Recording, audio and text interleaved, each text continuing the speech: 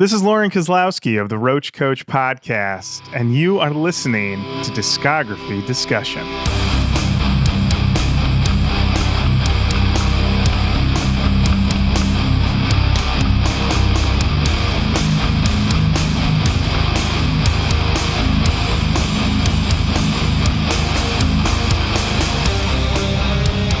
You're listening to Discography Discussion, episode 228, Filter, hosted by Dan Terry. Because if I find out who I loaned it to and they didn't give it back, I'm going to kill them.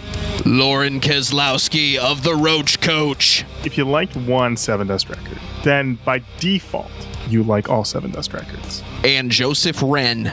Perfect, as always. Except for that time you said that thing about that record I like. I'm not going to name names because you have over 200 episodes. Yes, exactly. Presented by discussmetal.com.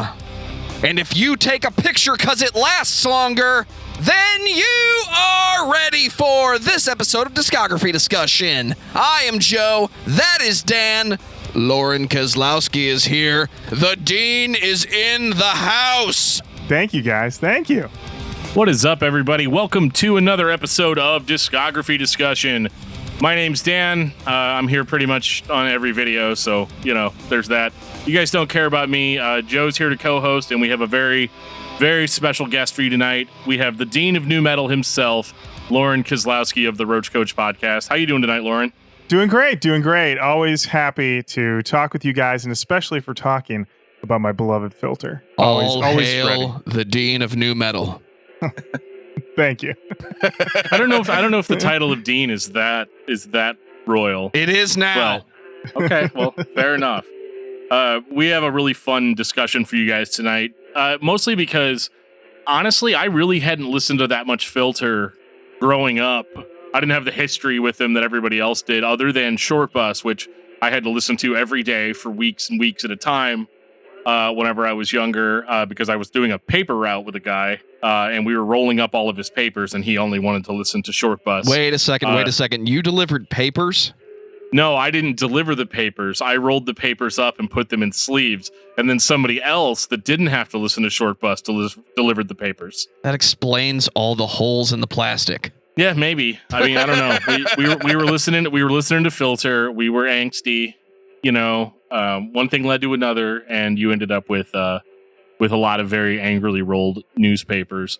But I have to say that after listening to the discography, I definitely had a very different impression of the band from what the band actually was, like whatever my daily impression was.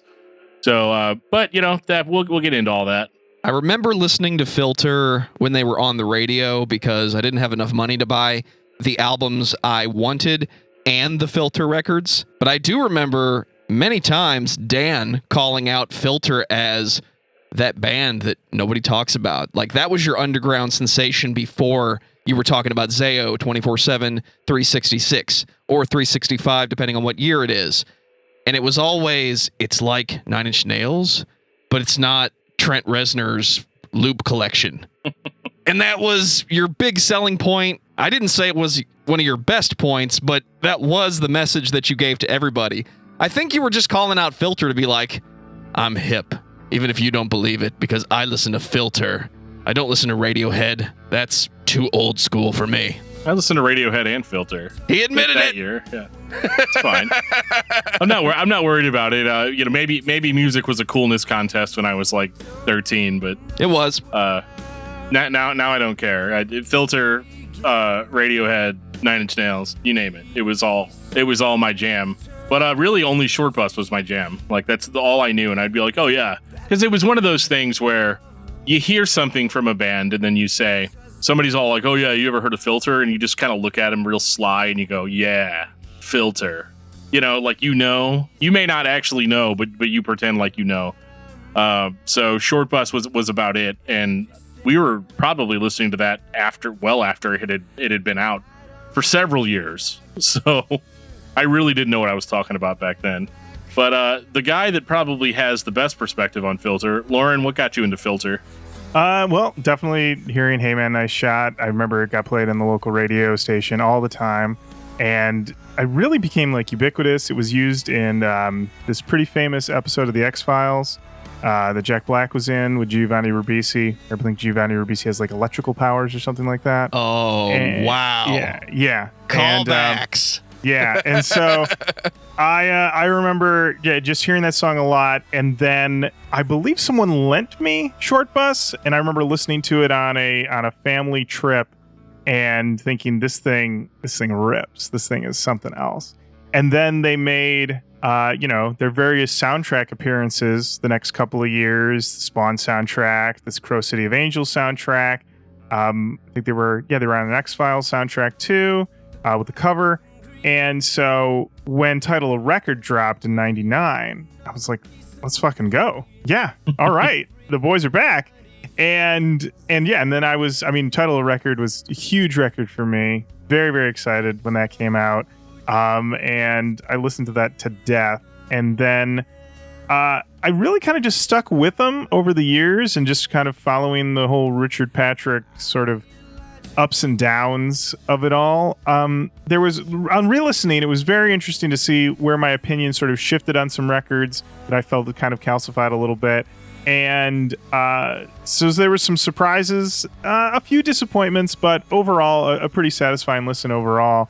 And I definitely think like there's some obvious peaks, and reading through some of the background and the making of some of these albums, it was interesting to see, where Richard Patrick was sort of letting someone else kind of hold the reins versus when he was really taking control, and how that sort of ends up playing out. And I don't really have an overall thesis of like this works for him versus this doesn't. There is more of just like, this time it worked, this time it didn't, and let's get him back in the booth again and see what he does next time. But more than anything else, I think it's a very fun listen. And when he's in the pocket and he knows what he's doing, it's the best stuff. It's just the best stuff.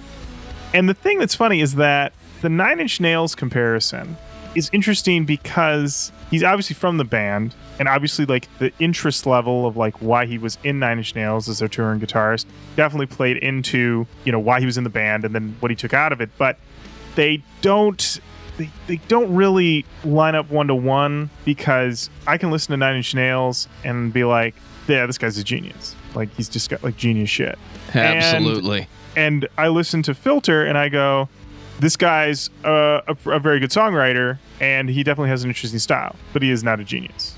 And it's okay. It's okay that he's not a genius. I think sometimes there's this feeling that everybody needs to be like the best. You listen to the best band. This guy's a virtuoso. It's like that. Just sometimes being pretty good and just rolling through life being pretty good is a-okay. That's definitely a theme that we're going to be revisiting too, because I think that what you just said about being pretty good consistently is something that I've seen a lot of geniuses screw up. Yeah. And like we'll get into it when we talk about the records, but consistency is kind of the word of the night. This is I never thought I would say this about Filter, but they kind of are a sure thing. Yeah. You really know for the most part what you're going to get with each record. There are a few like moments that diverge, but for the most part, it's pretty rock solid. And when they kind of screw something up, it's more of like more than often than not, it feels like they're attempting to recapture something that they did before. And it's like you can't catch it twice. Yep. I've got a very specific example of that when we get to it. We're probably the same one everybody does, but before we get into it, though, I would like to read a couple of comments in reference to our episode on Incubus that we just released. Before the Skindred one. Skindred's out already, but as of the recording of this. Sorry, guys, I've been out of it for a little bit. I had COVID for a week, and I'm just slowly easing my way back into the world, so forgive me here. But in reference to the Incubus episode, Jake Latimer says, after Morning View, it was all over. Fungus is so underrated.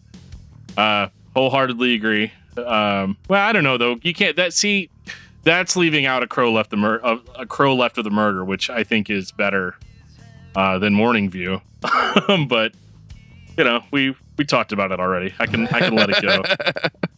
Lee Rydberg says, I'm down for these hot takes.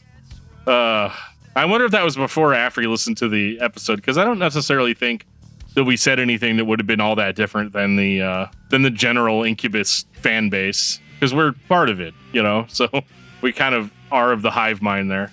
I mean, I had the big hot take where I said Morning View is not an album that I enjoy, but beyond that, A Crow Left to the Murder is most people's jumping off point, I've found, with a few exceptions hanging on for light grenades. But you're absolutely correct. Fungus Among Us, those songs, it's extremely underrated. It is astonishing to me how many Incubus fans have not really sat down and listened to Science, and how many really haven't listened to Fungus Among Us. I'm not saying that they're the most defining songs of that band, but they are completely underrated explosions of energy and insanity that must be consumed. And you are fooling yourself if you think Incubus is that pretty band that wrote Drive, and that's all they are. They definitely are that, but they did some batshit things along the way. So you're saying that if you're going to listen to Science, you have to listen to all 26 minutes of Calgon? At least once, yes. Okay. Well, I did that. I don't think I'm going to do it again. You've been doing it for years. Shut the fuck up. Ryan Rose says, I think I know like 2.5 of these albums, and I only recently tried Crow Left because the song was featured on Letterkenny. Well, I mean, we all have our own reasons why we end up checking a band out. So hopefully he checks out some more. Hopefully he likes it. I don't know. As long as you like the episode, buddy, that's all I'm here for. There you go. There you go. And let's see, we had a comment on YouTube about John's episode about him. Episode hey, stupids. We were there too. Oh yeah, we were there. So in reference to episode 218, the band Him, not an episode about John. Satanic Puppy Overlord says, unironically love this band, LMAO. It's so out of left field for my taste. And I got to say that I pretty much agree with that statement. It's very out of left field. I still wouldn't say that it really fits into the realm of my tastes. I mean, John's not here, so he can't defend himself. But what, you mean your Sony Walkman? Let's just say I'm really glad that he took front and center on that episode. That's a band that I've only really ever seen represented by shirts. I don't think I've ever heard a song. Are you saying you haven't heard "Rip Out the Wings of a Butterfly," Lorin? No, I'm 39 years old. I absolutely have not heard that song. Absolutely not. I hadn't heard it either. I don't think I'd listened to a single Him song before we did that episode. And then I listened to all of them and predictably said almost nothing throughout the entire episode. What is Him an acronym? His Infernal Majesty. All right, I'm done with this guy. Don't get me wrong. If the band was straight up called His Internal Majesty, I would have at least checked it out. Oh, if I hadn't heard that. Yeah. What's his hurry? Why is it? I gotta be him. I'm in a hurry. I got places to be. I'm him. Ask me later what it means. Well, there was a period of time too where they changed the name to Her I think it was when they came over to the U.S. This is all information I didn't know like 6 months ago. But here we are. They changed their name to Her because I guess there was another band called Him that existed. So then you've got like the Battle of Hymns, and they're just like, yeah, we're just going to go with Her. And then it's no longer does the Infernal Majesty really register. Well, there is a group called Her. They won like a bunch of Grammys, right? Absolutely. Yeah. So it's getting more and more strange as we go along with this very simple acronym, Lorin. All right. Well, let's get off of Him. We did that already. That's an episode that exists out on the internet that you can go listen to. John will tell you all about it. Well, before Dan tells us that the only way is the wrong way, I'm going to take this time to say thank you to everyone for listening to the podcast. Thank you for listening and for subscribing. If you are not a subscriber, then you can find everything Discography Discussion at discussmetal.com. We are on Spotify, Apple and Google Podcasts, TuneIn Radio, Stitcher, iHeartRadio, twitch.tv/DiscussMetalDan for all your game streaming and live recording needs. So if you have an Amazon Echo or a Google Home, you have no excuse. Ask it to play the latest episode of the Discography Discussion podcast, and it will. We're also on Facebook and on Twitter at Discuss Metal. Be sure to like, favorite, and subscribe. It really helps us out. It lets us know you're listening, and now Dan is going to tell us all about 5-star reviews. Yeah, 5-star reviews. leave us a review if you can. I think the only podcast app that you can leave us a review on is Apple Podcasts. I don't think I've even seen a review button or a starred system or anything like that. So if you want to leave us a review, do that. If you want to tell us, we're doing a great job, you can send us an email, danandjoeshow@gmail.com, or you can send us an email about any displeasure that you have for the show. I don't need to tell you that. I've never needed to tell anyone that. You guys know where to reach us. And but one of the best things that you guys do for the show is share the episodes. I love getting my post deleted from Facebook groups for reposting a show that one of you guys has already posted in that group. It's just a good problem to have. So I really appreciate it. And keep them coming. Lorin, what's going on in the Roach Koach? Oh, wow. Well, so in the middle of June, we'll be celebrating another side project summer. So we'll be doing side projects. And I believe the first side project that'll be up, this might be a spoiler, but the first one that'll be going up is we'll be doing Shifty Shell Shock's solo record, which is called, I have it right here before me. It is called Happy Love Sick. We did a whole episode on that. And we've got a few episodes. We've got a bunch of episodes in the tank right now, as Jenny is on maternity leave. And I can say I haven't edited them all yet, but when we recorded them, they were great. And so, so I hope everybody can check those out and enjoy those and let us know what they think. But we're doing we're gonna do a bunch of side project albums this summer, and provided there's no delay in our recording, we've got a bunch more new metal to cover for you guys, as we always do. We have so many great recommendations that keep coming down that blow our minds, that I have to go online and, against my better judgment, buy the physical copy because I can't help myself. And lots of great new metal to come, some wonderful side project stuff. I can tell you, I won't say what band it is, but the last episode we recorded before Jenny went on maternity leave was a particular side project that we had been eyeing, and it was a whole lot of fun to do, and it was a pretty wild time, and you know us, it's new metal all the time. New metal, I don't know if you guys have heard, is back. Limp Bizkit is playing Lollapalooza. All right, so it's back. It's back. It's back. Mudvayne is back. Korn is touring with Stained this summer. You guys, new metal, it is back. And if we had even a 0.0% impact in making it happen, happy to help. Gabbermedia.com/Roach Koach. That's Coach with a K. Thank you. Is there any other kind of coach? Not that I'm aware of. I haven't used the actual term coach for its actual meaning probably in like 2 years. So when I hear the word coach, it's Roach Koach. That's it. You can't pay for that kind of association. You can't, and we're not. So there you go. Perfect. Hey guys, this is Dan for the future, and I just want to take a minute to shout out our beloved Patreon subscribers. You guys are the best, and I want to shout you out right now. And that would include Lost Fiction, Kyle Driver, Timu Rantio. I can't ever say that one. So I'm sorry. But Timu, we love you. Thank you so much. Dangerous Dave, Ryan Rowe, Richard Renz, Big T, Josiah Heiberg, Brandon Miranda, Ken Zapla, Tantalized Fungins, best name ever, Jeremy Prince, Josh Moser, David Brown, Samuel Woodward, Brian Dean, Josh Jacob Jingleheimer Schmidt, his name is my name too, Lance Allagood, the King of Metal, Alexander, Patrick Asplund, and Jeffrey De Los Santos, the actual Mac. Thank you guys so much for being our Patreon subscribers. We love you guys so much, and we love hanging out with you guys every month. Gentlemen, who wants to tell me about Filter? I'm going to give that over to Lorin.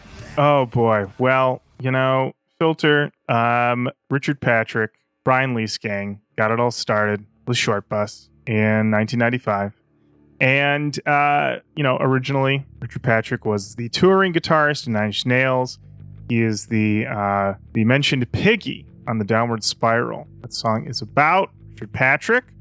And he went off on his own to form this band with Brian. And so they put out Short Bus. Hey Man, Nice Shot, the first single, the single that Richard's going to be eating off this song forever. I believe this is still in at least one movie trailer a year. And this record, I guess we'll just start in on this record. It stands the fuck up. It is of the era. It definitely sounds like the middle of the 90s, production-wise, and a lot of the sounds. But the songs are here. It rips. And every time I go back to it, every time I go back to this record, and I've been listening to this record since 1995, and I think, have I underrated this record? It's really good. But every time I go back, yeah, it's really good. Dose. I mean, Hey Man, Nice Shot into Dose into Under. What a 1, 2, 3. What a 1, 2, 3. So yeah, this was, going back to this thing, always a pleasure. This mix of, I mean, it's funny is that the whole industrial tag on it is there, but really, it's alt rock, baby. It's alt rock. It's that weird mix that I only remember from the 90s, where we had alt rock mixing with a little bit of that electronic sound that we got from Europop. So it wasn't exactly industrial. It was like melodically enhanced alt rock. But this came out in 1995, and it very much does sound like Nine Inch Nails, just not as Trent Reznor aggressive. A little more laid back. I could see a fan of Radiohead being into this because it's a little more extreme, but it is extremely atmospheric and it gets the job done. It reminds me of listening to those songs on the radio when you had an alternative station that actually played alternative music. I don't know if I agree that it sounds like Nine Inch Nails all that much. I mean, other than the fact that the sound might have been a little bit cosmetically similar because of what year it was, I think is really the only similarity I hear. It's, I don't know. I would say this record for me is, I remember it so well just being, number one, just being in a garage, the entire time, listening to it echo off of the walls. But rolling newspapers. It was just a very, I don't know, like a chunk of dirt that's been broken off. Like it's very hard. In my opinion, it's probably the angstiest Filter record out there. It's certainly I don't want to say it's the heaviest because there are some ball busters on titled record, but I don't know. This record just to me just seems very dingy. It's like the cantina in Star Wars. It's just a very lived in. Reminds me a lot of Dust for some reason, and I can't shake that. And Ink. But what I really like about this record though is I like that it is subdued aggression, if that's a word that people use. It's certainly angry, it's certainly pissed off, but it's done with a finesse that I kind of feel like a lot of bands really couldn't capture. Bands could either just be all angry or all soft, like all happy feelings or all sad feelings. Short Bus makes me feel a variety of different things, be that anger, frustration, or just hopelessness. Which is weird because my favorite song on Short Bus is So Cool. Interesting. And I don't know if it's just because I had to listen to the record so many times that I was just happy once we had gotten to the end, and you might get a solid 5 to 6 minutes where the dude didn't go over and hit the play button again on the record, or get out a different record and put it in. Because this is old school, you had to, he's like, I don't want to walk all the way out to my car and get my CD case. That's what he used to always say. So we just listened to Filter the entire time. But I like So Cool because it sounds different than the rest of the record. Kind of gives a little bit of a melancholy, melodic sort of vibe. And I've consistently been into stuff like that throughout my life. I think that's why I got really, really, really into stuff like Sunny Day Real Estate and stuff, because it was very melodic, but also kind of hopeless sounding. And they definitely elicit that emotion throughout this record in multiple places.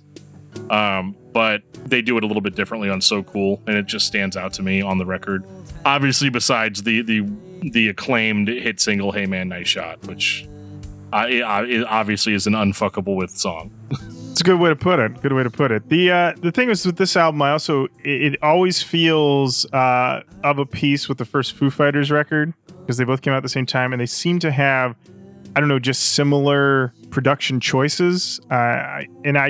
I mean, this could just be nostalgia ears talking, but these are just two records that I remember at the time hearing something like whatever Exhausted off of Foo Fighters, and then something like So Cool, and just feeling they both had this sort of like distorted, with everything. And then when you realize that it's basically Foo Fighters record is one guy doing everything, and this record is largely two guys doing just about everything. But then when you read in, it sounds like it's mostly Richard Patrick with a little bit from Brian Leisgang.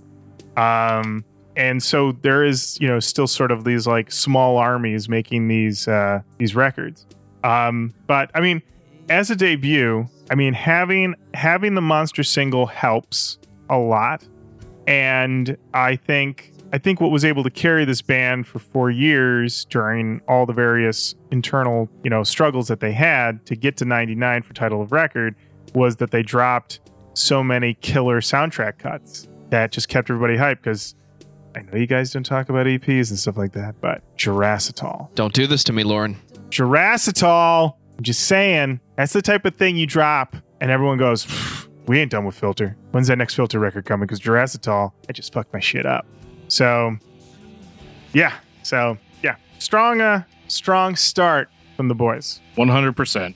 And it's definitely a record I'll probably never listen to again, if I'm being honest. But it sounds like you have just too much trauma related to it. It's man. not trauma. It's not trauma. Yeah, it's just trauma. If they were playing any record every day for a whole summer, you said? Yeah, 2 summers. 2 summers? Yeah, I came back for more. And he was still like, Filter baby, every day? Yeah.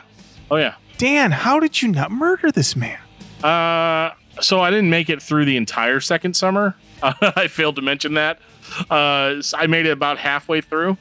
And then, so it was more like a summer and a half, I guess. But basically, I just threw down all of his papers and walked out in the middle of all of it. That had nothing to do with Filter.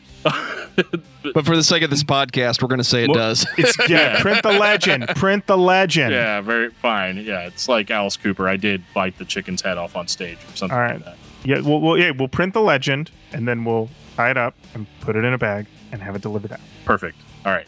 Are we ready? Chop. For title of record 1999. So it's like a sarcastic name, right? For a record. It's definitely a situation where, I can hear Richard Patrick in an interview, and he might have even said this, where they're just like, they asked us for a title, and we said, what's in the place now? Title of record, perfect. Yep, that's the one. I mean, even the way, they've got the barcode on the front, all the stuff that normally would be tucked away in the back of the record is on the front of the record. Subversion. So I'm just gonna say this record rips. It's incredible. And I noticed you've got up here the images from the reissue, 2020 reissue, which, what a gift to have all of the songs on title of record, and then it follows up with Jurassitol and Can't Trip Like I Do. Incredible gift. This thing is I think this is the best side A of any Filter record. All the way up, Take a Picture. That's a run. What a run for this band. And not to say that like the second half is bad, but that's more with the slower stuff. Skinny, Answer, I'm not the only one. But also you got I Will Lead You in there, which is a top 5 Filter track. And then it closes with Miss Blue. It's great. Production on this record, incredible. Ben Gross did co-production with Richard. That guy knows what the fuck he's doing. Sounds monstrous. It hits in all the right ways. Plenty of texture. This is prime stuff. I love this record. All-time record for me. How about you guys? I love how this record opens. Everything that you said about the last album reminding you of the first Foo Fighters, and it having that 90s sound. When I think of the 90s, I'm thinking of post-grunge, grunge, alternative, new metal in its infancy. I'm hearing the mids are scooped out.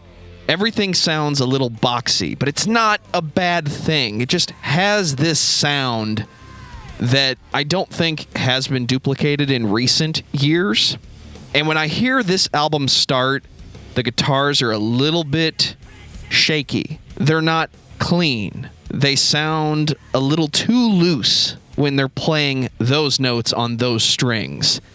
And then the digital drums come in with the regular acoustic drums, and then that atmospheric voice. And I'm right back at 1999 when I was trying to write music and I didn't have access to all the tools. So here's my song ideas with fully fledged out guitars that are just a little too stringy. And then, yeah, the drums are fake because I don't have a drummer. And it just, something about that combination for me just reminds me that 1999 was a completely different year for music on the radio. And I don't know a better way to go back to the 90s than this album by Filter. Because if it's not this, it's Significant Other by Limp Bizkit. We're back in the 90s. I love it. So I have a confession to make. I had not listened to this entire record ever at any point before we did this episode. And so to say that I was surprised by what I heard would be a massive understatement. I think I had heard Take a Picture, right? And I want to say I'd heard Welcome to the Fold. But I heard the singles. Take a Picture set me up for an experience that I definitely was not going to get for the rest of the for the rest of my experience. But it was a very pleasant surprise. My wife and I have been watching Bob Ross lately, and so it was a happy accident. I went into this record expecting the entire thing to sound like Take a Picture, and it's funny because I knew what Short Bus sounded like, but I didn't like when I heard Take a Picture. I didn't believe the DJ when he said after the song was over that was Filter. Right? It just wouldn't connect the dots. It sounded way too different. And for some reason, I thought it was Guster for some reason when I heard Take a Picture. I used to actually think when I would make like tapes off the radio, because I loved the song, so I would record it on the radio, and I would write out my own track listing or whatever, and I would write Take a Picture by Guster next to it, which is really, really stupid, like now as an adult, but that's just it's the kind of thing you did. This record is, in my opinion, 10 times the record that Short Bus was. All of the elements are in place. This record has an insane amount more. This record has way more dynamics to it than anything else that they had put out before, and they're going to kind of expand on that as time goes on.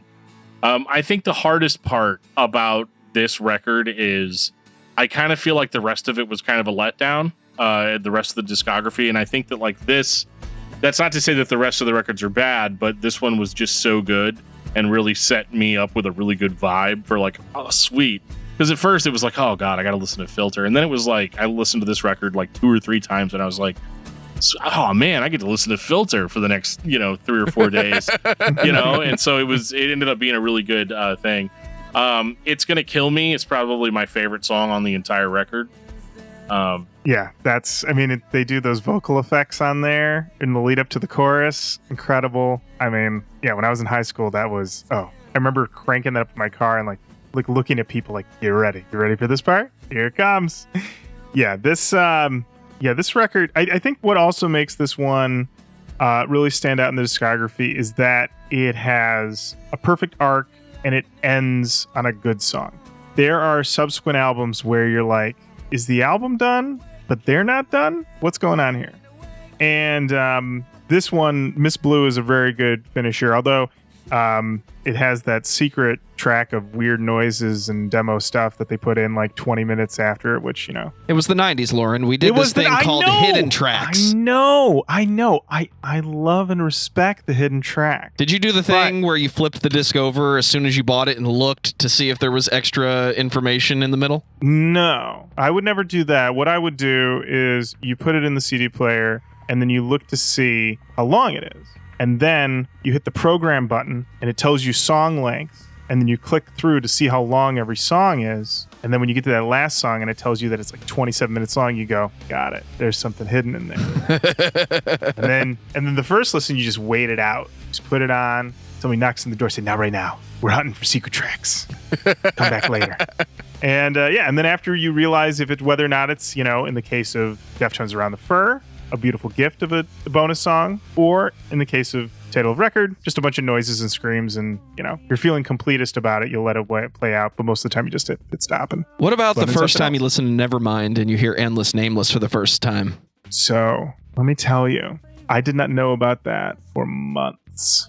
I would get to the end and then I'd be like, gotta go. And I just hit stop and move on. Had no idea because that was like one of the first CDs I ever got. So I was at a cousin's house. I think my cousin was babysitting my sister and I. I brought my Nirvana Nevermind CD with me, put it in the CD player. We're listening to it while doing something, and it plays to the end. And then we're sitting there in silence. And then, oh boy, endless. What is this?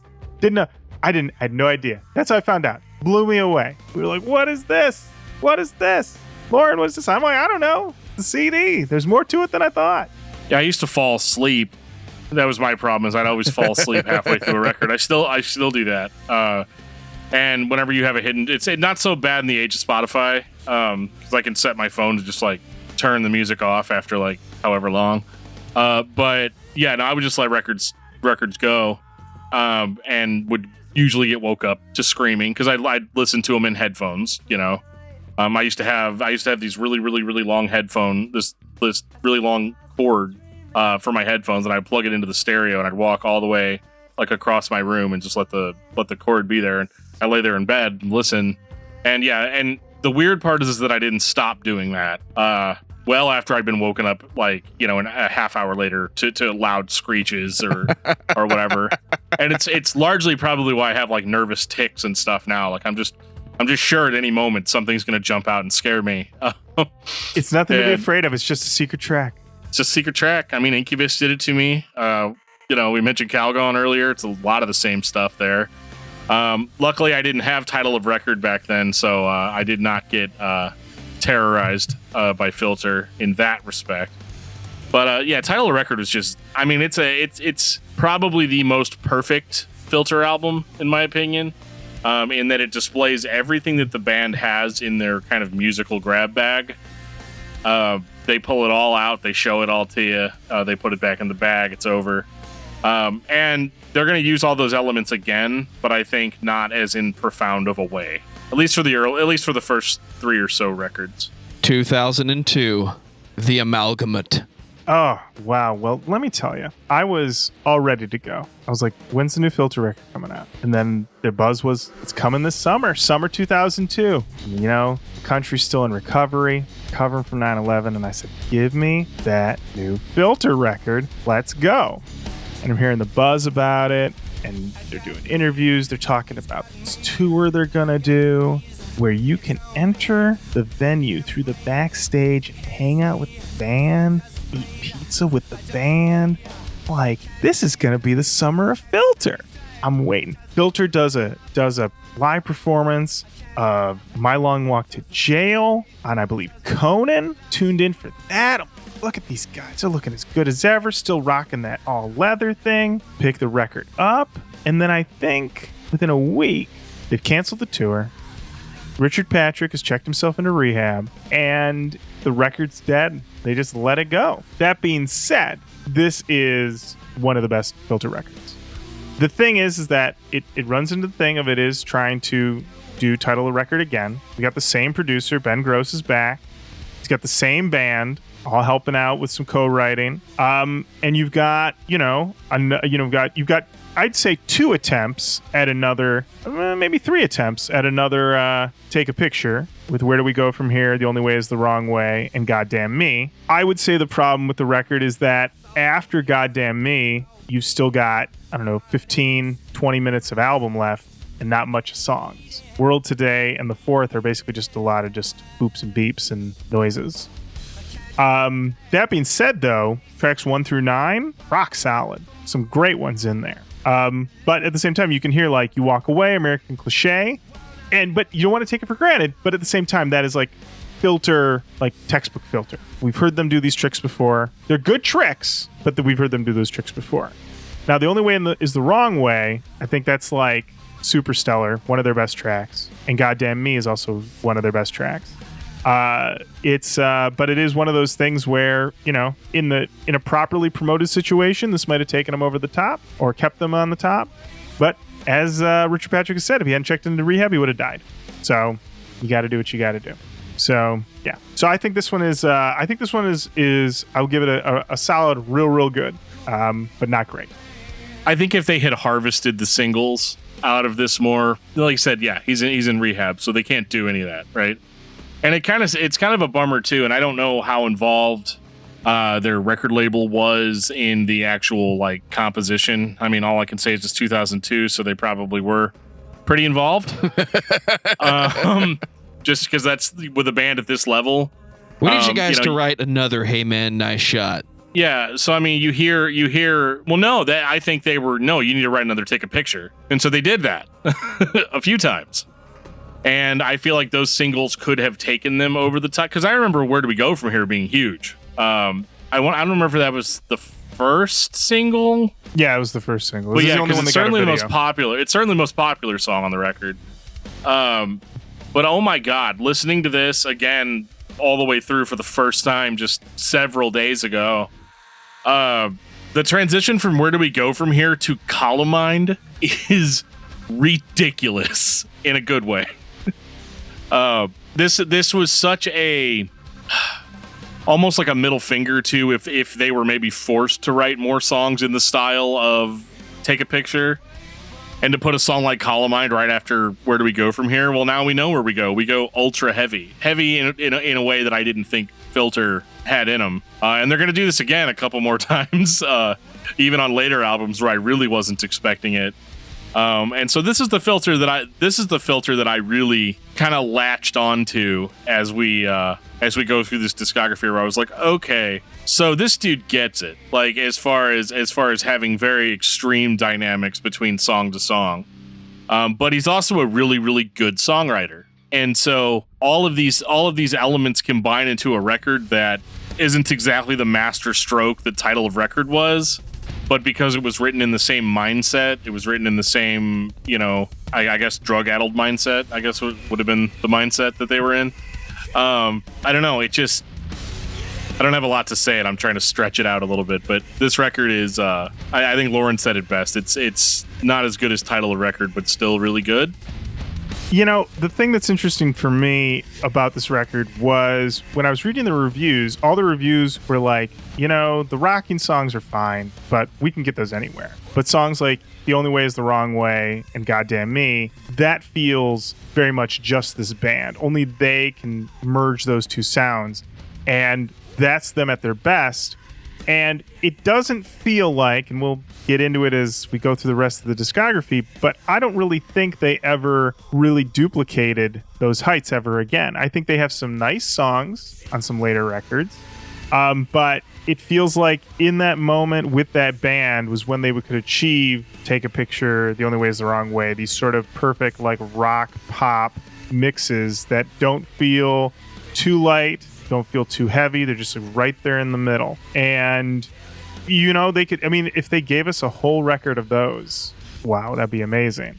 But I think there's still this sense that he needs to do these other rockin' things, which is fine. You got to follow your muse. Wherever it takes you. This is also, I think, the beginning of the political-minded stuff that we're going to get from Richard Patrick. Have you guys ever seen Filter live? I have not. So Filter Live is an interesting situation because it's a little like if someone said, hey, there's this band, they rip. You gotta go see them. There's just a catch. The catch is the lead singer's your dad. That's it. But otherwise, they rip. I can't tell you. These guys rip. But your dad is the lead singer. Just want to stretch that real quick. All right, let's head on down. And so you go to see Filter. Why do I feel like I'm going to have this conversation with Dan's kids at some point? Yeah, you are. One day, you are. Listen, you guys see this band, but lead singer, you're gonna recognize him. Literally, I've seen Filter twice, and both times I saw him on the Army or Anthems of the Damned tour and the Crazy Eyes tour.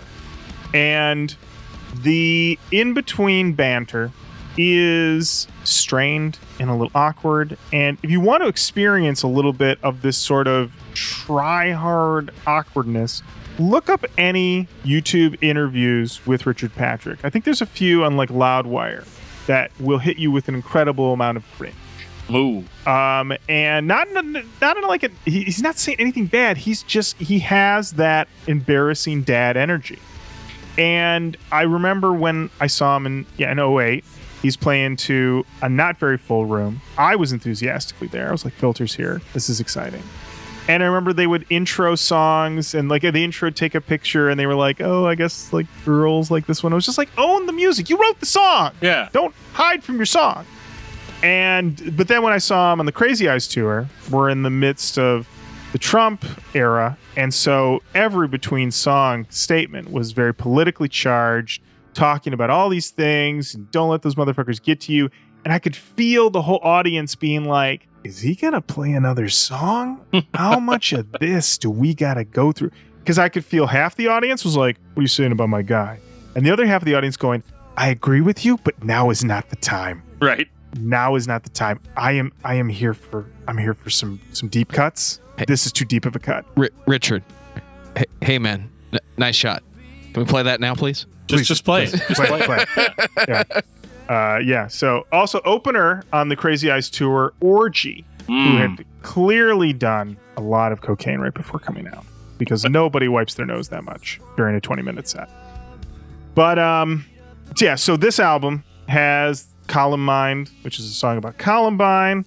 My Long Walk to Jail has that. American Cliché has like political meanings to it, and then it ends with The World Today in the Forest, so that you have this sort of, politically minded things coming in. But we're gonna hit it harder with the next one. I'm feeling the struggle. I'm feeling the duplication from title of record, and I understand completely why that was the decision in 2002. The songs are not bad. They just don't hit the same way. I can hear somebody misguided trying to reach for the same feeling again, the same impact as everything that's been played up to this point. And not knowing about the rehab, I just thought this was, let's make that album again. Let's go for it a second time. Then 2008, Anthems for the Damned. Indeed. Quite the break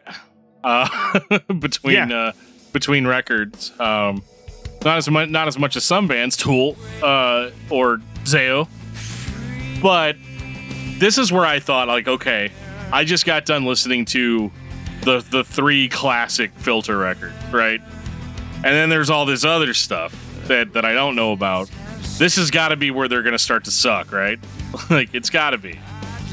Yeah. Yeah. I was pleasantly surprised that this did not suck. I don't think it's as good as, like, again, I don't think anything's as good as title of record, but it was consistently filtery enough for me to be all like, yeah, this is actually a pretty decent comeback record. This record was interesting for me because I remember at the time, I think I was doing a podcast with a buddy of mine, very fledgling, like 2-listener situation. And I remember when this record came out, was hotly anticipating it. I'd been following everything. I was just holding up my Army of Anyone CD. So, I was still on the Richard Patrick train, anything that my man was doing. So it's like, okay, Filter's back, but it's the band's gone. All the guys, Gino Leonardo, all those dudes, they're off. They're gone. This one's basically Richard and a bunch of new guys. And when I saw these new guys, it was very weird because they all looked to be like around my age at the time. So it was like he basically hired like a bunch of people that were like Filter fans to be in Filter. And this record is produced by Josh Abraham. And Josh Abraham, he's a lot of new metal credentials on his resume, but he's notably the producer on a lot of those big Stained records. And when you have that in mind, and then you listen to this album, you're like, yeah, this is Filter, produced by the guy that did Stained. And absolutely should work. I think this record, Richard Patrick has said that he felt that he deferred too much to Josh, and you can tell because this record, it feels like it should really start taking off, and then it settles in instead. So any moment that it gets a ramp up, it then cools down. And it has just some weird choices lyrically. Soldiers of Misfortune, which was the single, that's a clunky. Just trying to say it. Soldiers of Misfortune does not roll off the tongue. It's not, and when you hear the chorus, you're like, this is a B-C chorus. This is not his best stuff. But then when you go through it, when you have songs like What's Next, and The Wake, and The Take, and In Dreams, that shit's killer. But The Take is incredible. Take is great. In Dreams is a Wes Borland co-write, coming from, I think it was a leftover bit of song from when they did the Underworld soundtrack. Is the what was that band called? The Drowning Well, something like that. I don't remember. Yeah, something like that. But it was the super group, and so you've got some Wes on here. You have all these touches, but it's just a little muted. Only You, another soft one in that realm, but it has the Josh Abraham smear on it. So this whole album, it's funny. It looks kind of cloudy on the album cover with the desert and everything, and it's kind of how it sounds. It's through a sheen. It's not a bad listen, but like there's some Vaseline on the lens or something. A little bit. It definitely you're getting it. And the thing is, I think so. Yeah, if you go through the rest of these records, Josh, he doesn't let anybody. Richard Paget doesn't let anybody sort of get in the way of his sound anymore. And I think the sound on every subsequent record is way brighter. I think this is the dimmest sounding of the Filter records. I was surprised to hear it sound the way it does in 2008. I say this a lot when we discover these records that we didn't listen to back in the day because it wasn't on our radar. It wasn't the popular thing. It wasn't metalcore, so Dan definitely wasn't seeking it out. But then I hear something that sounds like 1999 again. I'm always shocked to find how much of that does exist, and I'm excited because it reminds me that band you liked really never stopped making music. It's a lesson that the radio just stopped paying attention because we can play Hey Man, Nice Shot again. But there's absolutely nothing wrong with this record. Not as good as the previous by any means, but it has the riffs. It sounds like Filter. What more could you want, Lorin? I mean, the funny thing is when it came out, I was so ready that I remember telling somebody this is the best thing they've ever done. I love it. And then I sat with it for like a month, and this is back, prime CD era still for me. So I listened, I was giving it way more listens than I think I give things now. And I was like, oh yeah, I've got some issues with this one. But I remember this one came out also around the same time as Slipknot, All Hope Is Gone, which I remember the first time I heard it, I was like, they did it again. And then I listened to it a bunch more, and I was like, they didn't do it again. This is not one of their best ones. So yeah, this one I think we'll get through it, but I think this might be my least favorite Filter record. But we'll see. We'll keep going. Well, yeah, and if that's the worst, I mean, right? Did pretty good, Mm-hmm. Yeah. Mm-hmm. If your worst sounding record is a perfectly listenable experience, just maybe not as good as what you had before. Yeah. I mean, we've definitely talked about a lot worse. Looking at you, Mushroom Head. Oh shit. Oh boy. They haven't dragged Mushroom Head through the mud recently, so it sounds to Joe like we're ready for The Trouble with Angels 2010. Well. Here we are. This is way better than the last record, in my opinion. I mean, the riffs actually cut through the mix on this one and actually sound punchy. I mean, Drug Boy really comes to mind. It's a very aggressive song and actually reminds me of kind of some of their more 90s material. But everything sounds like the production quality sounds so much more modern and in your face. This is where, like, the point in the night when I was listening, doing this home stretch, the last few Filter records, I was like, oh, guys, please don't put me to sleep. Please don't put me to sleep. And I found that this record, while still having its melodic moments, definitely kept everything a lot harder, consistently harder, than really the last couple of records have, which would always kind of go for a more melodic approach. The Trouble with Angels, the song I found to be a little cringy with the vocal delivery at the beginning, but still like the song anyway. I don't know. I really love this record. Absentee Father, actually really liked. Lyrics seem very, very kind of sincere on the more personal songs. When he gets into religion and stuff, it's a little forced, I think. But yeah. I like this one. Solid for me. I feel like The Inevitable Relapse is setting you up to remember what you love about Filter. Even the cover of the album, it's almost like a play on the albums from the late 90s and early 2000s. It's like the new Static X album where he's trying to remind us of the band that we really like. Not that the previous albums were bad, it's just we're trying to recapture that intensity of presentation. and it even has the same kind of kickoff. I don't know if he's intentionally writing songs that remind you of that, or if that's just the sound of Filter. This album needs the big opener, and the big opener is just going to sound like this. Somebody with a podcast is going to be able to compare this to Nine Inch Nails in some very small cosmetic way, and then we're off to the races, guys. I really like the Joe. record. He compares everything to Nine Inch Nails.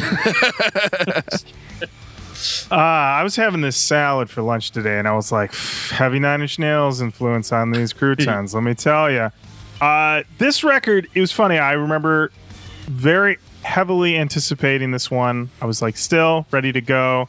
I did the pre-order and everything, so I got the deluxe edition here, which had an extra bonus disc, which, because I'm a busy guy, did not actually get to listen to that one on my re-listen. But this record was better than I remembered. I don't think I thought it was necessarily bad or anything at the time, but I don't recall this being in heavy rotation. Like, I remember I got it. I was very hyped to get it. I definitely listened to it a bunch of times, but then I think it just kind of got filed away. But, you know, this is, he brought on Bob Marlette to produce.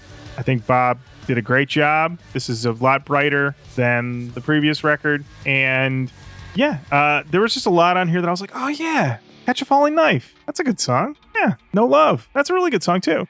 And 10 tracks, in and out, move on with your life. Can't beat that.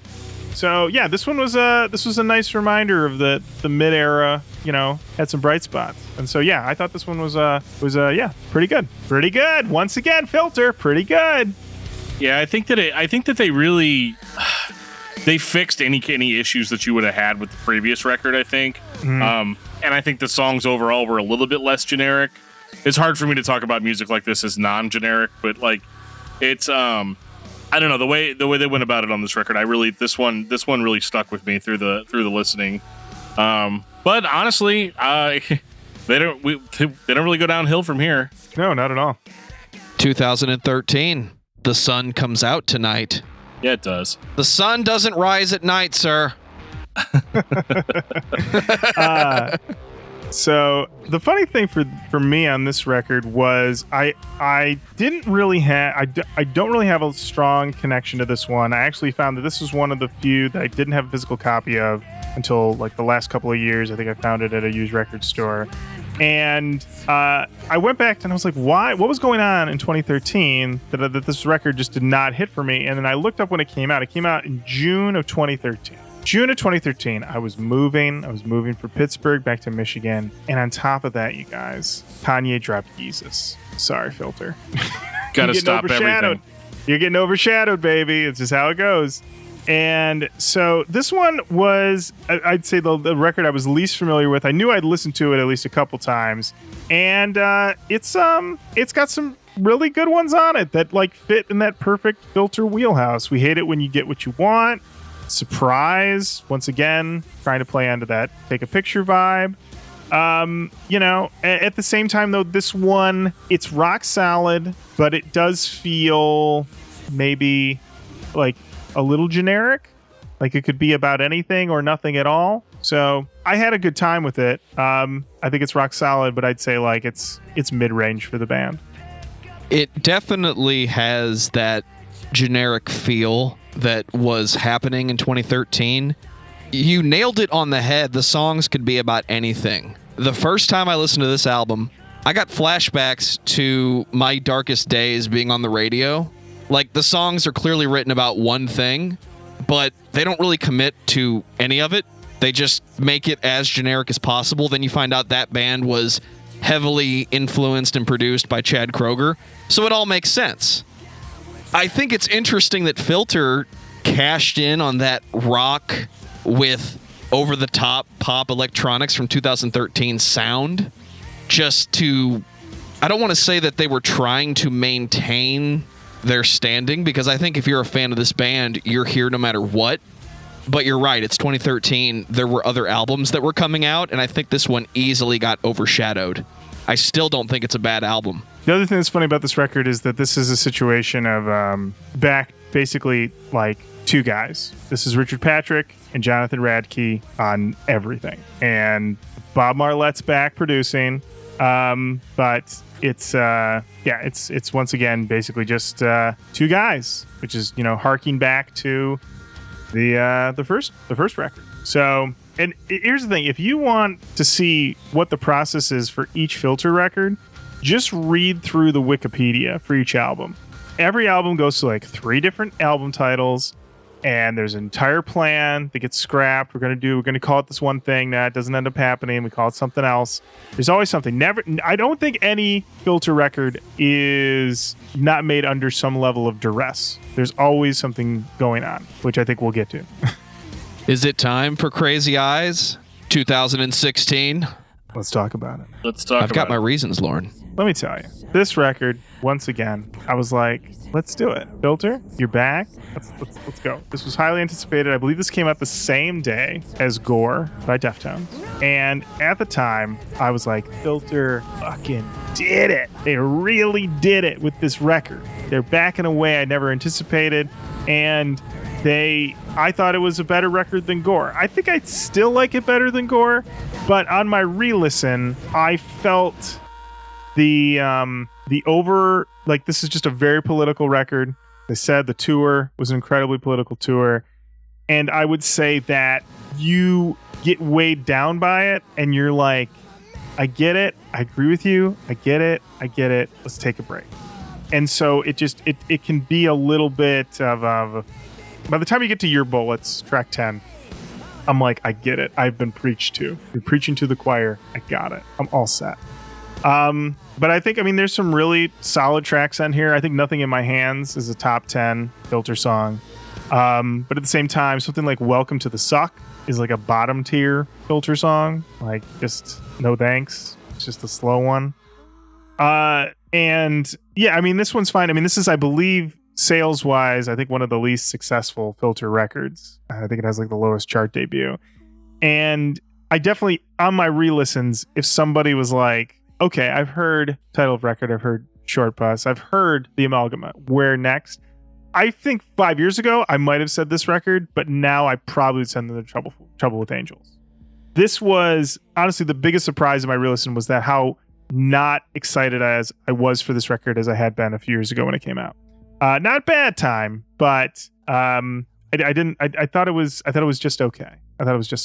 So, what about you guys? Well, despite me not being able to look at the cover without puking, there's just something really odd about that I can't quite put my finger on, and I don't really want to. Yeah, but it didn't stop me from listening. Welcome to the Suck.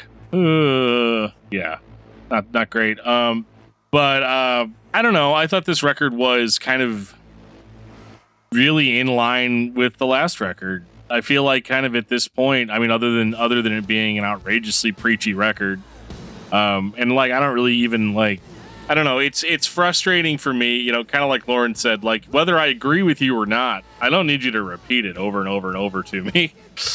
And for a while that's fine. If you want to do it at a live show, I'm probably not going to go see the band live, so I don't really care. But this record was a little too in your face for me. But musically, I think that it was a bit of a step up from the last record. But honestly, by this point in the discography, I think they're just kind of doing the same things over and over and over again. I like that it's more upbeat.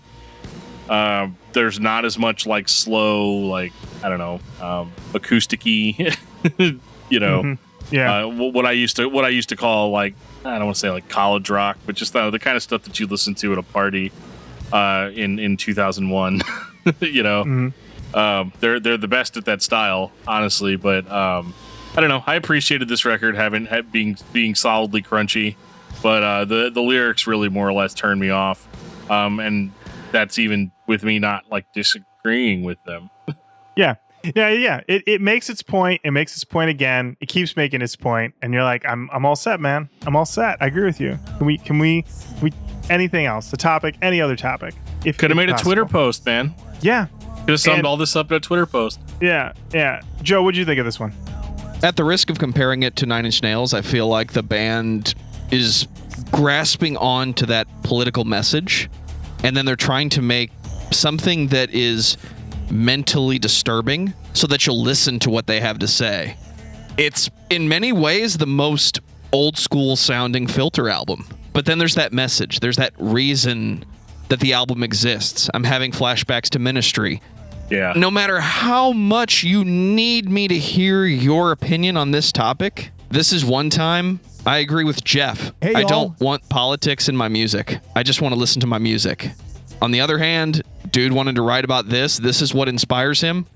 Go for it. I just might not listen to it a second time because I don't need this message driven down my throat again. I think the other thing is that once again, it has big preachy dad energy. You know what I mean? Because I can listen. There's a lot of people I can listen to who their music is entirely. There are 3 Rage Against the Machine records that I have no problem listening to that are way preachy, but whatever, it doesn't matter. But it just has this dad energy that gets just you're all set. And so this is the last Filter record to date currently. They have been attempting to put a record out for the last, 3 years. What's it going to be called, Lorin? Well, so initially it was going to be called Rebus as a sort of sequel to Short Bus, because it was originally going to be a reunion record of Richard Patrick and Brian Lacegang. They had gone together to see a Veruca Salt show, the 90s baby. And at the Veruca Salt show, I believe Louise Post, Veruca Salt, knew they were there. And of course, all these 90s bands, they all know each other. They're all touring together, high-fiving in the green room.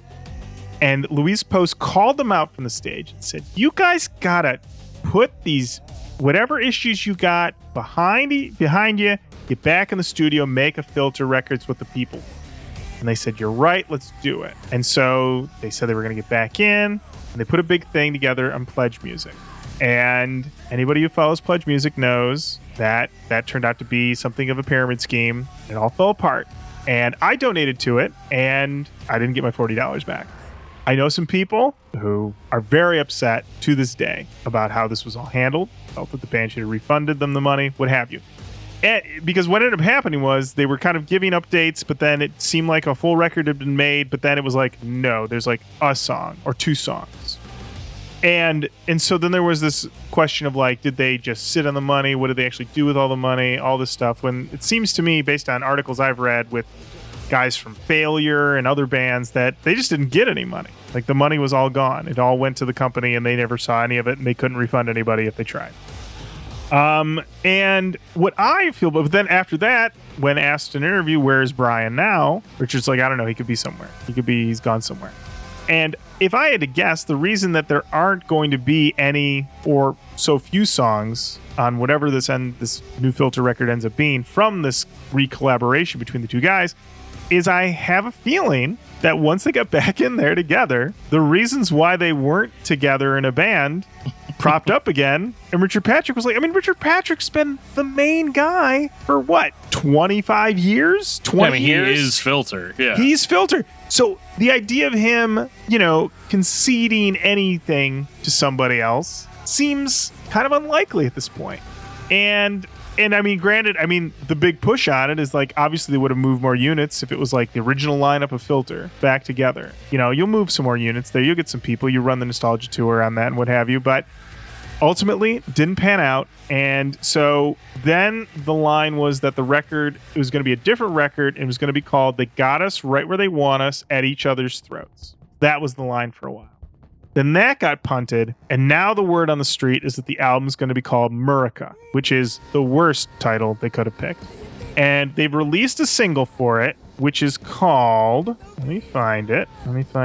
I think it's called Thoughts and Prayers.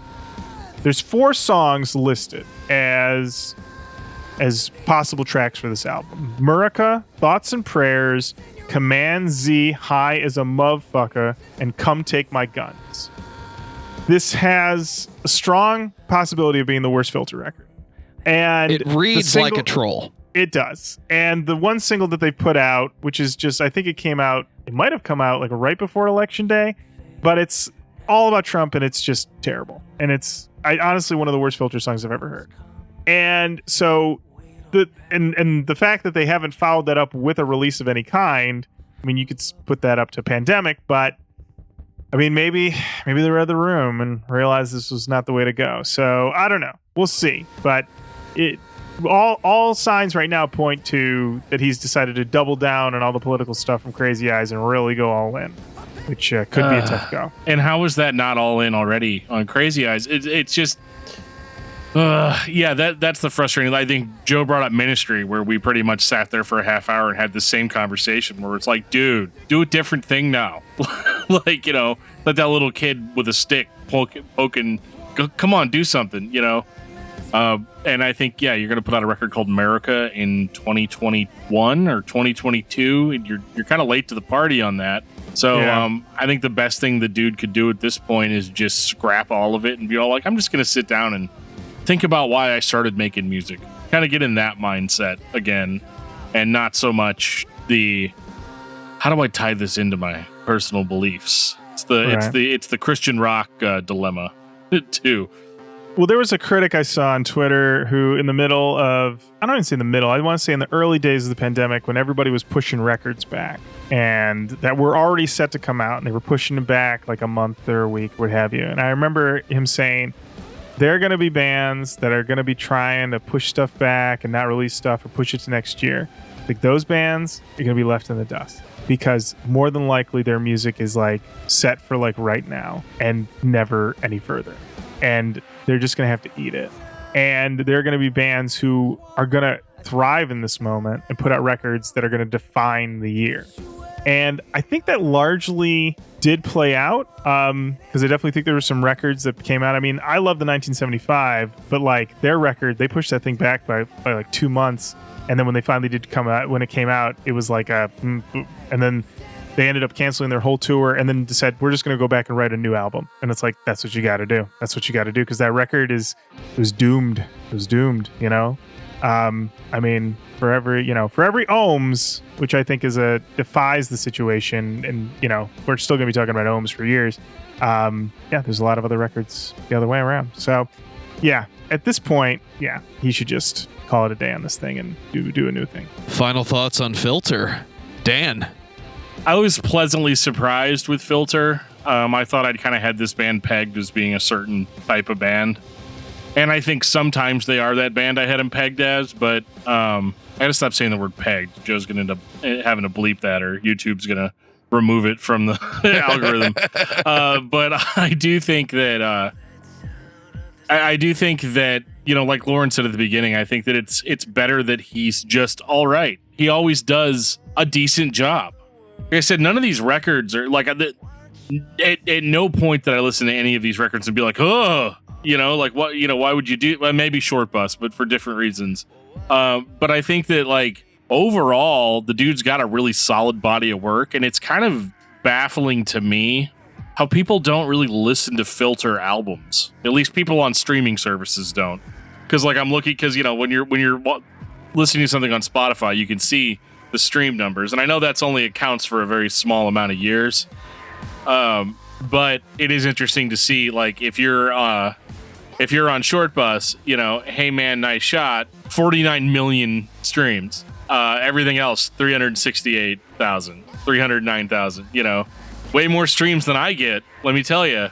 But it is one of those weird things where as I went through these records and I kind of started paying attention to those types of stats, I was like, people don't listen to Filter albums. They only listen to the singles. Or, I just stick by that. Just that it was the singles. Take a Picture, 52 million streams. But, a song that I think is equally, is just as cool. I'm Not the Only One. I'm Not the Only One. 847,000. Still a lot of streams. But it is just weird seeing that drop off from the singles and all the other ones. And, so I would say overall, I think that I probably will actually end up returning to a few of these records. The Trouble with Angels, most notably, I really enjoyed that one.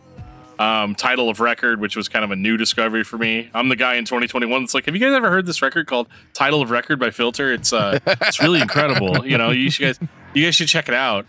And so I'd say overall, I mean, well done. I can understand why there are people that are lifelong Filter fans, because I think sometimes music doesn't have to change your life. but it can absolutely enhance, your life. And I think that's a message that, that maybe he needs to learn as far as music not having to change your life and change your perspective on things. Sometimes you just want to rock out. And I think for the most part, Filter gives us that. I think Filter is one of the most consistent sounding old school bands. They've been around since the mid 90s and they've been consistently delivering that sound, that vibe. Little bit of dirge on the guitars, the melody is there. We put the electronics in. It all works. It has that vibe overall. And when you get through the discography and you're still here, it's because you don't need the most extreme thing today. And other bands that have this same vibe can be a little too random. Yes, this band has those moments where they go on and make sounds for 20 minutes, but that was the thing back in the day. I'm going to let it go. If I put in any of these albums, I'm going to get something worth coming back to. And to me, that is one of the most important things when you're listening to a band that you like. I may not be the super fan. We're going to get to the Dean in a second, but I am definitely a fan of this band, and I think you should be listening to Filter. Lorin Kozlowski, I summoned the Dean of Nu Metal to give his final thoughts on Filter. I got to say, Filter, always happy to go back and listen. They've never really left my rotation. I would say some records haven't gotten as much play from me in recent years, but Title Record and Amalgamate, I'm still playing those guys all the time. And don't worry, Dan, I'm listening to full albums. I'm a full album guy till the day I die. Like, I will put on a playlist every now and again, and I'll be like, what's going on? What am I doing? What am I doing to myself? No, I gotta pull that album out. Like, a song will come on that I know, and I know what the next song's supposed to be, and it's not. I'm like, something's wrong. Everything's off. I gotta put an album on. So I'm always gonna be an album guy forever. And with Filter, rock solid for the most part. And in my opinion, 3 classics in a row with Short Bus, Title Record, Amalgamate. And it's one of those things, like, only when I'm like having to like really nitpick it, that I get down to like, hey, the last couple songs on Amalgamate kind of fall apart a little bit. And, Welcome to the Suck, not so great, what have you. But like you said, this was a pleasure. When you called me, you said, Lorin, I'm going to need you to listen to every Filter record. I said, done and done. Let's go. Pick a date. You want to go right now? Yeah, let's go. Let's go right now. And you're like, I can't do it right now. I got COVID, but in a couple weeks. I'm like, okay, great, no problem. Yeah, recover. Don't die. And here we are. And yeah, so this is, always a pleasure with Filter. Always fun. And I think I don't know if we were recording when we were talking about it. It's like Richard Patrick, not a genius. He's just does a great job. Just does a really good job. And you can't say that for everybody, Now, if the next record's a total stinker, just kind of throw everything off what we're saying right now. But right now, with the collected discography that you can fit, at least in my hand, you can't go wrong. You can't go wrong. Lorin, what's your album of the week? Ooh, I knew you were going to ask me this. And I was like, oh boy, what am I going to say? Because I've been... I've got these 7 Filter albums in my hand, and I can't decide. I would say I'm gonna be super obvious here, and my album of the week is For Lovers by Death from Above, 1979. Their new record came out in end of March, beginning of April, I want to say, and it's another great one from the boys. Those guys are ripping it up as always, adding a little more electronic textures on this record, a few more soft boys. But I love it, and they're great. They're one of the best bands of all time. A gift that we got this record. Another record. This record was done in 2020, and they said we're gonna wait for 2021. This thing, timeless. I love it. So, Death from Above. That's my pick. Dan, what about you? Well, I promise you are not going to be as generically you as I'm going to be generically me, but I'm going to have to go with The Crimson Corridor by Zao. There it is. I mean, another 2021 release. I think they avoided kind of some of those issues in that they've had this thing in the tank forever. I remember talking to Jeff, because I had Jeff on Discuss Metal like back in early 2021, and he was like, oh yeah, the new album's completely done. He's like, it's been done. He's like, we're just going through the artwork and we're, seeing how these reissues go. We're seeing how all this stuff goes. He's like, but it's completely done. And I'm like, just release it. And he's like, no. We got to release it at the right time. Well, evidently the right time was 2021 because this record is incredible, and it's not just because it's Zayo and because it's me. This is not the very first time, but this is the very first time I've ever seen Zayo be at number 44 on the Billboard. So they're doing something right. That's right. For me, I went back in time and I pulled out Wisconsin Death Trip and I just listened to it until it got old. And I gotta say, it did not get old. There is a reason that record is the standard to most fans of Static X. And I really enjoyed just going through it a few times. The heavy metal disco still fucking works. And I am not ashamed. I regret nothing. It didn't get old for you, you say. Well, do you want to help me work on some newspapers starting around June? And it's okay. I've already got a copy of Wisconsin Death Trip, so we can just put it on and only listen to that. If you need help putting papers together, Dan, I'll be there for you. All right. Sounds good. It'll be a lot better than what I was going to do and say, does anybody want to hang out and talk about the movie Short Bus? No. Thank God. That's no, a deep no. cut. That's a deep cut right God. there.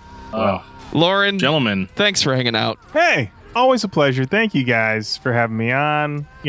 Longtime fan. Always a pleasure to be on here to talk about a group's records. And you guys are the best. So thank you. You want to take us out, DFT? I will take us out to the ball game whenever that's allowed. I don't know if ball games are happening or no. The Cardinals are playing. They're back. Anyway, sorry. Yeah, they're back. Okay, we're good. If you've ever been listening to this podcast and you would like to have a little bit more of a direct role over what bands we talk about, we got a very heated message on YouTube recently about a guy that was just straight up disappointed in our band choice. And I can certainly understand that, but there are a few ways that you can sort of influence what goes on with this show, and you can reach out to us through a variety of different avenues. You can reach out to us on Facebook at facebook.com/discography discussion. You can follow us on Twitter at discussmetal. You can find us on Instagram at discussmetal. You can send us an email at danandjoeshow@gmail.com. We have a Discord server. There'll be a link in the show notes for this episode that'll take you to our Discord server. And that's where we discuss the bands. We're talking about what bands we're going to talk about on the show, what other listeners' favorite bands are. The Discord server is kind of the place to be. If you like the show and like to support us on Patreon, you can certainly do that as well. There'll be a link to Patreon here. And we've actually just recently started doing monthly Patreon subscriber hangouts, which have been a lot of fun. It's a lot of fun being able to sit down with you guys, get your recommendations, your thoughts. And if you love the show or you have grievances with the show or anything, I just like how open everybody has been about all that stuff. So it's really cool just getting able to hang out with people one-on-one. But yeah, so we've got it all. We've got merch. We'll have a link to our Teespring store that'll take you to all of our lovely merch that has our logo all over it. All kinds of items, coffee cups, cell phone cases, comfy socks, a comfy hoodie, which you're probably not going to need in the summer. So go ahead and go with that short sleeve. And on that note, this has been episode 228 of Discography Discussion. Thank you for listening. You can like us on Facebook and follow us on Twitter at discussmetal. Subscribe to our podcast everywhere you listen to podcasts, including Google Play, Apple Podcasts, and Stitcher. Visit discussmetal.com for all things discography discussion, and please send questions and comments to danandjoeshow@gmail.com. If you are not a patron, you can become one at patreon.com/discussmetal. We have some sweet perks. Hey, Joe, can I have some money? $1 a month gets you into that exclusive album review feed.